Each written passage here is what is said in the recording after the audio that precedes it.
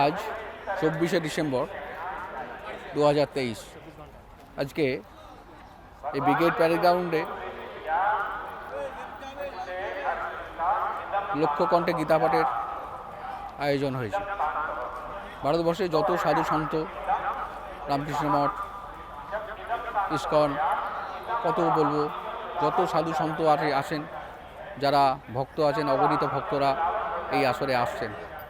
এই লক্ষ্যকণ্ঠে গীতাপাঠের আসর এই প্রথম।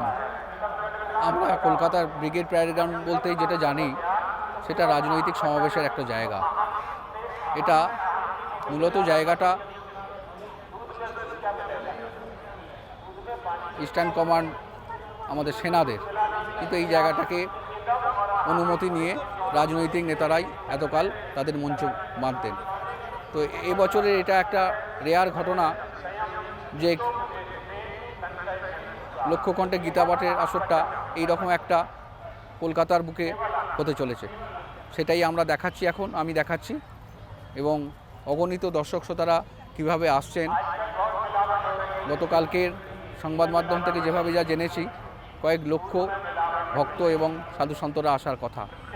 আমারও এখন দেখে তাই মনে হচ্ছে যে সেই রকমই আয়োজন চলছে। সবে সকাল 10টা কি 10:30 এই অবস্থায় এই আয়োজনের একটা দিক থেকে আমি দেখতে পাচ্ছি। এখন অন্য দিকগুলোতে তো সেইভাবে দেখাতে পাচ্ছি না। তাহলে টোটাল এখন এই এত লোকের আয়োজন দেখে আমার মনেই হচ্ছে যে কত লোক হতে পারে, তাদের লক্ষ্য থেকেও ছাপিয়ে যাবে হয়তো।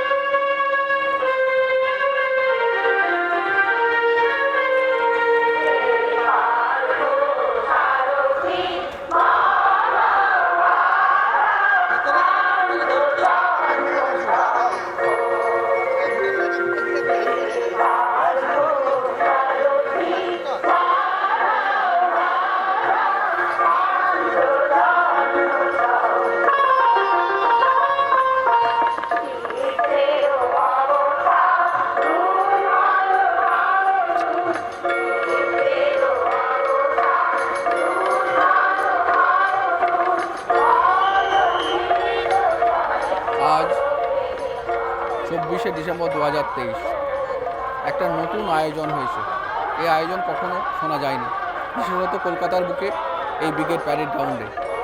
ব্রিগেড প্যারেড গ্রাউন্ডে মূলত রাজনৈতিক সমাবেশ, বড় বড় সমাবেশ বিভিন্ন রাজনৈতিক দলের হয়ে থাকে। তো আজকে এটা নতুন আয়োজন এবং একটা অদ্ভুত আয়োজন। আয়োজনটা হচ্ছে লক্ষ্যকণ্ঠে গীতাপাঠ। লক্ষ সাধু সন্ত মানুষরা আসবেন, যেখানে গীতা পাঠ করবেন। সেই আয়োজনের একটা পর্ব আমি দেখাচ্ছি। আমি আসি এখন ব্রিগেড প্যারেড গ্রাউন্ডের একেবারে উত্তর দিক দিয়ে যে ঢোকার রাস্তা, তো সেই রাস্তায় কত অগণিত ভক্ত আসছেন দেখুন, এবং কীভাবে তারা এই অনুষ্ঠানকে, আয়োজনকে সাফল্যমণ্ডিত করতে আসছেন সেটাই দেখা।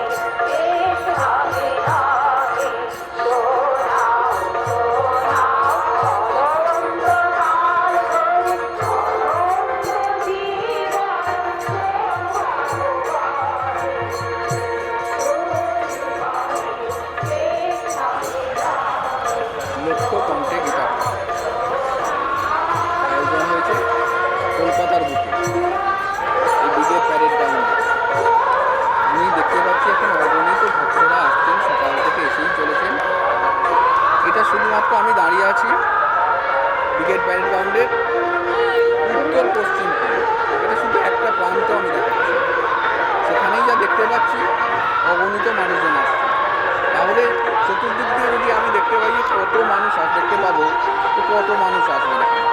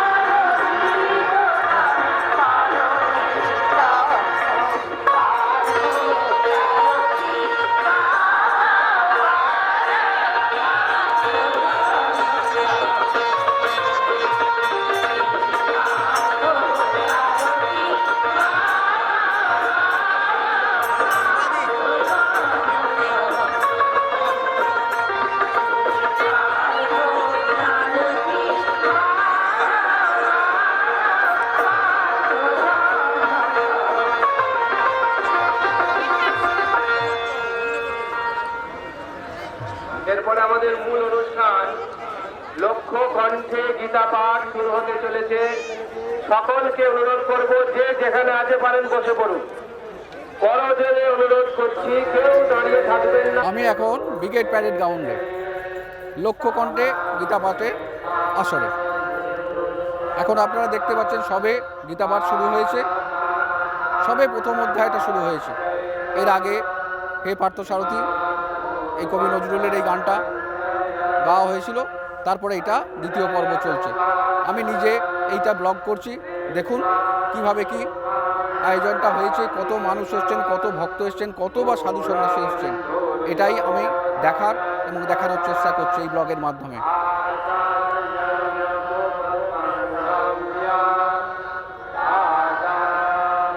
এটা একটা অদ্ভুত প্রয়াস, জীবনে যেটা কখনো হয়নি। ব্রিগেড প্যারেড গ্রাউন্ডটা শুধুই রাজনৈতিক মঞ্চ হিসাবেই রাজনীতিবিদরা, রাজনৈতিক দলেরা এটা ব্যবহার করতেন।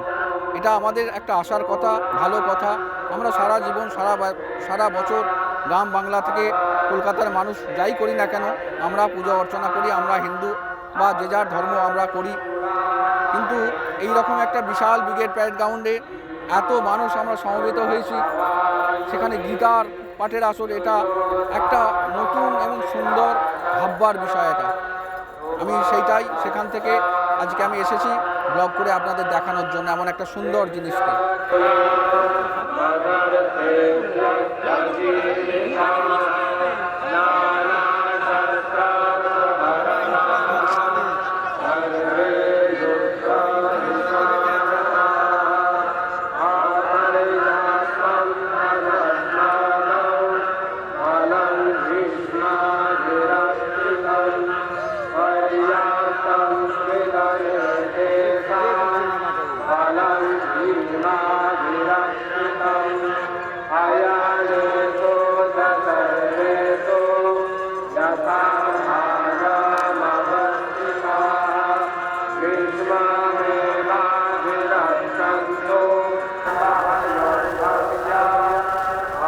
আজকে এই কলকাতার বুকে যে সমাগম, এটা একটা ঐতিহাসিক। আমরা বাঙালি হিসাবে গর্বিত। আজকের লক্ষ্য কণ্ঠে গীতা পাঠের যে প্রোগ্রাম ছিল, সেখানে লক্ষ লক্ষ লক্ষ ছাড়িয়ে কোটির দিকে এগোচ্ছে। কারণ আমার পক্ষে গোনা সম্ভব নয়। আর আমি এসছি নদিয়া জেলা হাঁসখালি ব্লক হলদিপাড়া গ্রাম। প্রত্যন্ত গ্রামের মধ্যে আমরা গীতা পাঠ প্রতিদিনই করি, কিন্তু ঐতিহাসিক সমাবেশে আজকে লক্ষ লক্ষ লক্ষ মানুষ, আমি বুঝতেই পারছি না কত লক্ষ মানুষ এখানে এসছে। আমি মিডিয়াকে বলতে চাই যে আপনারা সংখ্যাটা অনুমান করতে পারবেন। আজকে এটা ইন্টারন্যাশনাল প্রোগ্রাম, সারা পৃথিবীর মানুষ আজকে কলকাতা ব্রিগেডের মাঠের দিকে তাকাচ্ছে। তাই একজন বাঙালি হিসাবে, একজন নদিয়াবাসী হিসাবে, যে জায়গায়, যে নদিয়ায় গৌরাঙ্গ মহাপ্রভু জন্মগ্রহণ করেছিলেন, যে নদিয়ায় আমার অনেক বীর সন্তান জন্মগ্রহণ করেছিলেন, বাঙালি আবার জগৎ সভায় শ্রেষ্ঠ আসন লবে, ভারত আবার জগৎ সভায় শ্রেষ্ঠ আসন লবে।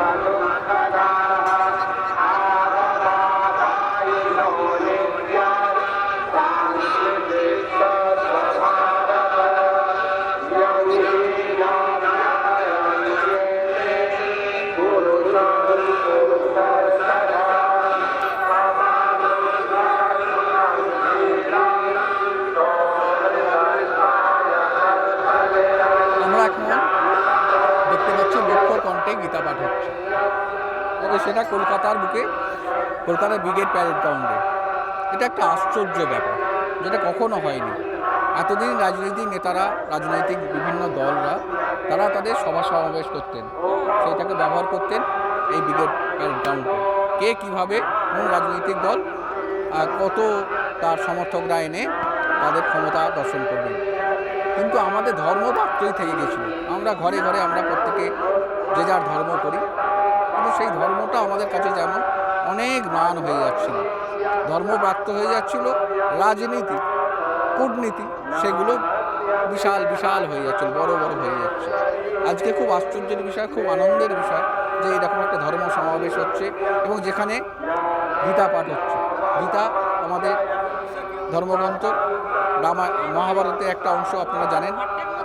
কুরুক্ষেত্রের যুদ্ধের সময়, যুদ্ধের প্রাক্কালে ভগবান শ্রীকৃষ্ণ অর্জুনকে যে পরামর্শ, যে তার মতবাদ দিয়েছিলেন, সেটারই একটা আলাদাভাবে খণ্ড হয়ে সেটা গীতার নাম করেছে। গীতার 18টা অধ্যায় আমরা জানি। সেই 18 অধ্যায় ধরে ভগবান শ্রীকৃষ্ণ যে বাণী দিয়েছিলেন, যে অর্জুনকে যে কথাগুলো বলেছিলেন, সেটাই আমাদের গীতা। সেই গীতা পাঠ এখন চলছে।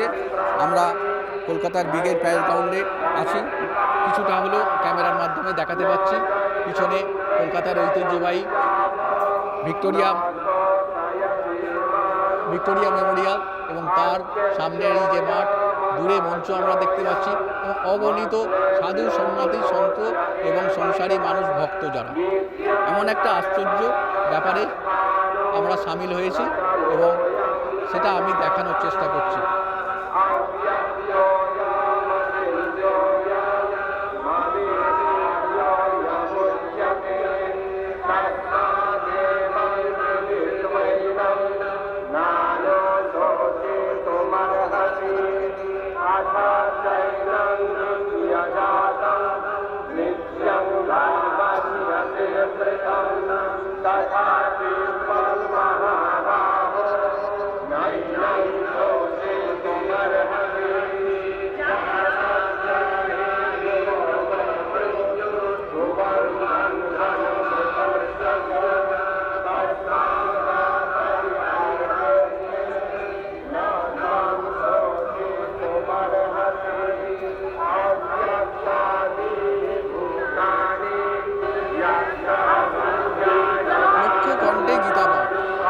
আশ্চর্য এক আয়োজন। বাঙালি, আমরা ভারতবাসী, আমাদের রক্তে রক্তে ধর্ম, যে যার ধর্ম যে যার পালন করি। কেউ ধ্যান জপ তপ করেন, কেউ হরিনাম সংকীর্তন করেন, কেউ রামকৃষ্ণ মিশন, কেউ অনুকূল চন্দ্র, কেউ বা ইস্কনে। নানা ধর্মের লোক আমরা বাস করি। আমরা কিন্তু প্রত্যেকের ঘরেই যেন আমাদের দেবতার স্থান, আমরা পূজা অর্চনা করি। এটাই আমাদের কৃষ্টি কালচার। কিন্তু সেই রকম একটা আয়োজন আমাদের এতকাল ছোট ছোট আকারে গ্রামগঞ্জ শহরে হয়ে থাকে। বিশেষত গ্রামে ধর্মচর্চাটা এখনও ঘরে ঘরে আছে। কেউ বা কিছু না হোক একটা ভোগগানের উৎসব করে, কেউ বা পুজো অর্চনা করে, কেউ দুর্গা পুজো, কেউ কালী পুজো, নানা রকমের পুজো আমাদের আছে হিন্দুর ঘরে। তো সেই শুধু হিন্দু কেন বলবো, সমস্ত ধর্মের ক্ষেত্রে হিন্দু, মুসলমান, খ্রিস্টান, জৈন যাই আমরা করি না কেন, সেগুলো সমস্ত যে যার ধর্মগুলো যে যার ছোট্ট আকারে পাড়ায়, যে যার বাড়িতে, যে যার গ্রামের মধ্যে বা যে যার যেখানে থাকেন সেই কমিউনিটির মধ্যে আয়োজন করে থাকেন। কিন্তু ধর্মের এই বৃহৎ উৎসব এটা জীবনে কখনো এইরকমভাবে আকার নেয়নি।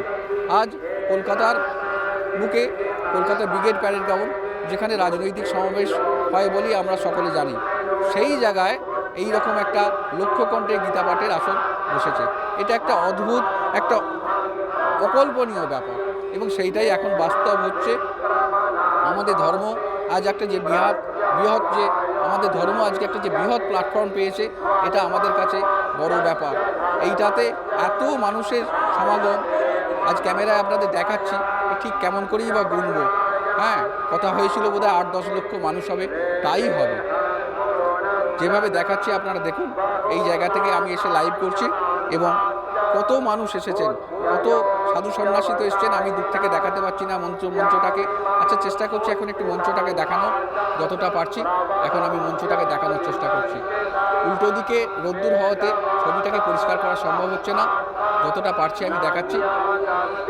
এই সব সাধু সন্ন্যাসীরা এই মঞ্চে আছেন, হ্যাঁ, এবং এই সাধুসন্তরা যেমন এখানে আছেন, তেমনি গৃহী ভক্ত যারা গ্রামগঞ্জ থেকে ছুটে এসছেন, এই গীতা পাঠ করতে। যে যার ধর্মের, যে যার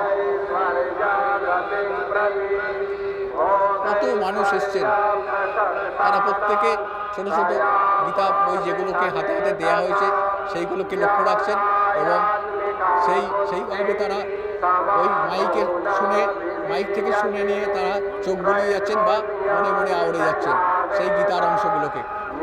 এক অদ্ভুত আয়োজন, এক আশ্চর্য আয়োজন, এটাকে বলে বোঝানো যাবে না যেটা কি আয়োজন। যারাই করুক, আপনারা সংবাদ মাধ্যম থেকে সবই জানবেন কারা করেছেন, কেন করেছেন, কী জন্য করেছেন। এই বিস্তারিত আমি যাচ্ছি না, কিন্তু এটা একটা অসাধারণ আশ্চর্য জিনিস আমাদের বাংলায় যে হয়েছে, এটা আমাদের গর্বের ব্যাপার।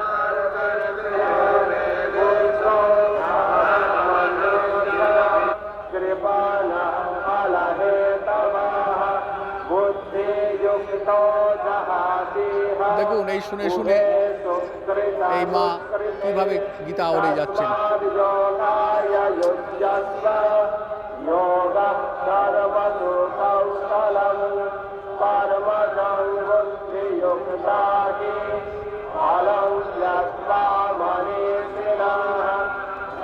সম্পূর্ণ না দেখে করছেন, নিশ্চয়ই ইনি বাড়িতে গীতার চর্চা করেন।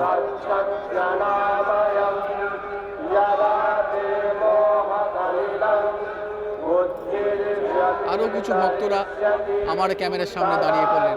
দেখুন এরা কত ভক্ত, কত জায়গা থেকে কিভাবে এরা এসে এই ধর্মের অনুষ্ঠানে সামিল হয়েছেন।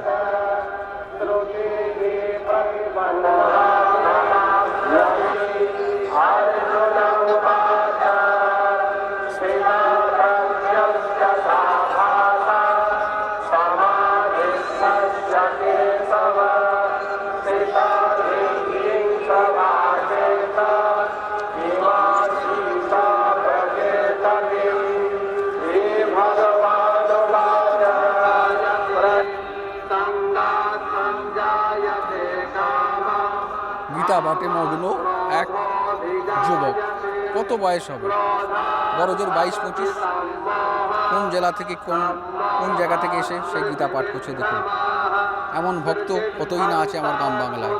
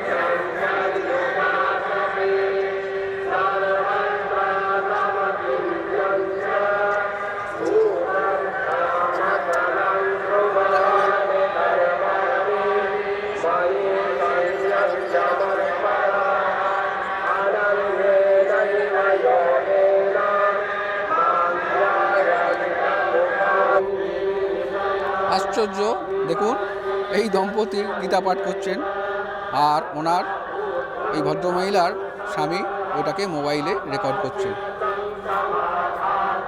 একটা আশ্চর্য ব্যাপার, ধর্মচর্চার এ এক নতুন দিগন্ত।